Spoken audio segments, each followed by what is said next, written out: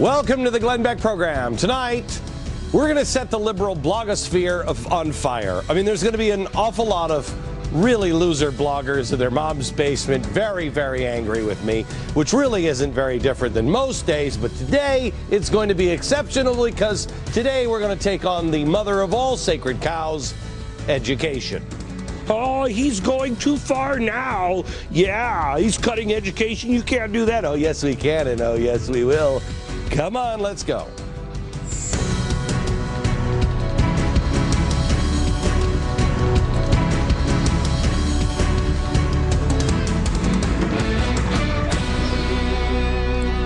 Hello, America. I'm such a mess today. My watch is wrong. Everything's. I'm a little sleepy. Benadryl. So the Benadryl may kick in, and I may pretend to take a nap before the end of the program. This week, we are talking about things that I think that we need to do and we need to think about in order to save America from going broke. If you think America can't go broke, this show is not for you. Go turn over to SpongeBob SquarePants and watch him talk to the crab for a while, because you're in denial, Jack, and you don't belong here. The people at the Cato Institute have put together some great ideas, and we've been talking about them. Quite frankly, my ideas would be a little more extreme. Yes, more extreme than like today. Cato is going to show us how to cut the Department of Education. I say that doesn't go far enough. We have to make a choice as people whether or not we're going to survive or not. Is America going to survive? Is it going to thrive? Or are we going to fundamentally transform into something that nobody can describe or identify? If you think we can just go back to the R's because the D's are screwing it up right now, you're sadly mistaken. We need people with big thinking, radical thinking. And contrary to popular belief, I don't think that the problems that we talk about on this program originated solely with Obama. We've been walking towards this cliff for a very long time, and Obama is going in the same direction, except he's sprinting really, really fast. The problem runs deeper than just him. It is time for America to finally think out of the box and think bigger than empty symbolic budget cuts like Obama did a year ago. After he passed the $787 billion stimulus package, $787 billion, he boldly proclaimed that the government must find some way to cut $100 million out of the budget. Here it is. And so what we're going to do is line by line, page by page, $100 million there, $100 million here. Pretty soon, even in Washington, it adds up to real money. Oh, pretty soon. He is so right, pretty soon. All you have to do is find this 7,870 times. Just find $100 billion or $100 million, 7,000. See, this is the Benadryl. I'm going to stay away from the number. It's not going to be good for me today. Call me crazy, but I don't see this happening. Do you? And most of the big ticket items are locked in. Here, watch this. This is the budget. No, not that. Go back to the budget. There it is. Here's the budget. We have disaster costs. I don't even see defense in here. Where's defense? We have the discretionary spending, the interest on the debt. Okay, this is what Obama said. Remember when he said, I'm going to take this seriously. We're going to freeze the budget. He froze this amount. That's it. If my wife says, hey, you can't touch this amount of pie, I say to her, okay, honey, fine. The minute she leaves the kitchen, I'm eating pie, man. By 2025, interest payments combined with the cost of Social Security, interest payments, along with the cost of Social Security, this and this, will eat up every single tax dollar that comes in. There's none left for defense. Nothing for the new health care package. Nothing for roads, bridges, infrastructure. Nothing. Last night, I told you we need to abolish the way our entitlements are set up. When it comes to Social Security, we need to make good on those people who are now receiving it, or those who are about to receive it.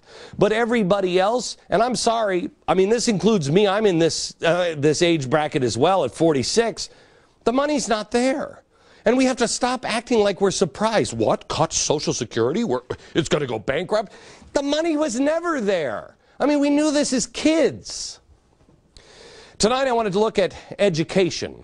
But first, I want to go over two things that are in the new health care bill. One of these things America didn't know was in there, and the other Congress didn't even know. First, Congress. According to the New York Times, the bill actually threatens, and this actually warmed my heart it might be the Benadryl, but I think it's the story that warmed my heart. Something near and dear to the politician's heart may be gone.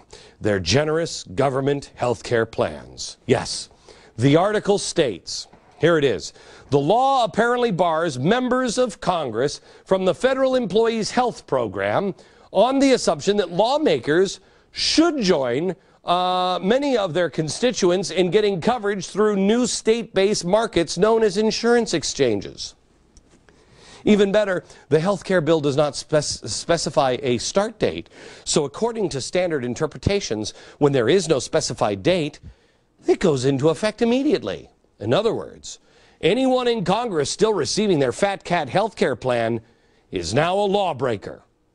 But what's new? They must also join a state-based insurance exchange, which doesn't even exist yet.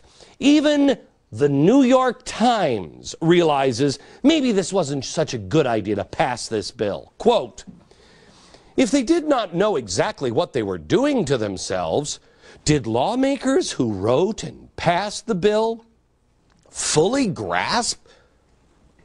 I'm going to have an aneurysm reading this stuff. Fully grasp the details of how it would influence the lives of other Americans? They didn't care. No, they didn't realize it because they didn't write it. They didn't read it. They didn't do either of them. They just took the money and ran. However, this could be the only good idea in the health care bill. And that's where I come in.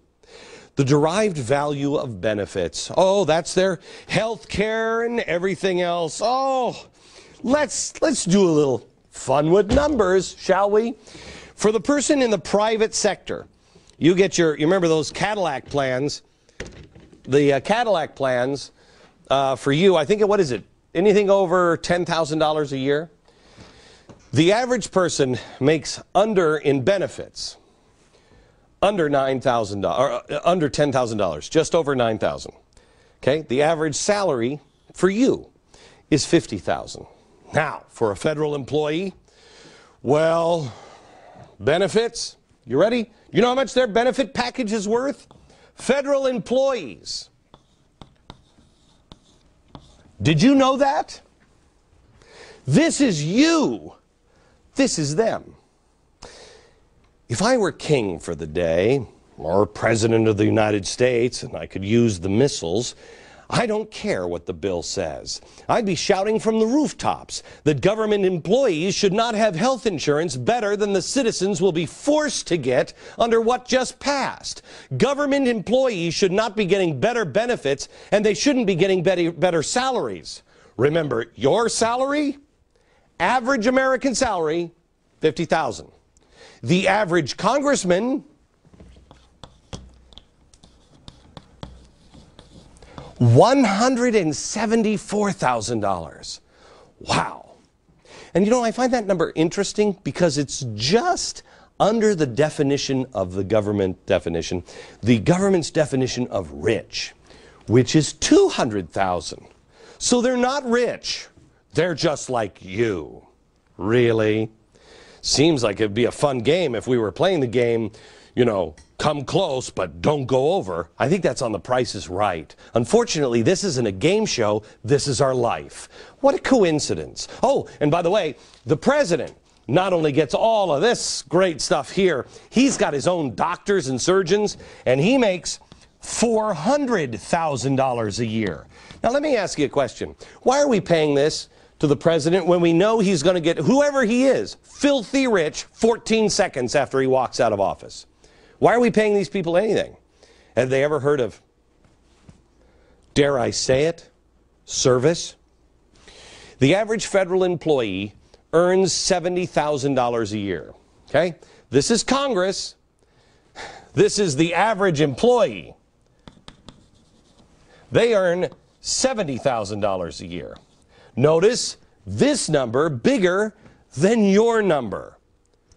The private sector earns $50,000 a year. Can someone please explain to me what it is that government employees are doing that is so special that when you look at this plus this and this plus this, you tell me what it is that they deserve double the amount of what the private sector worker gets.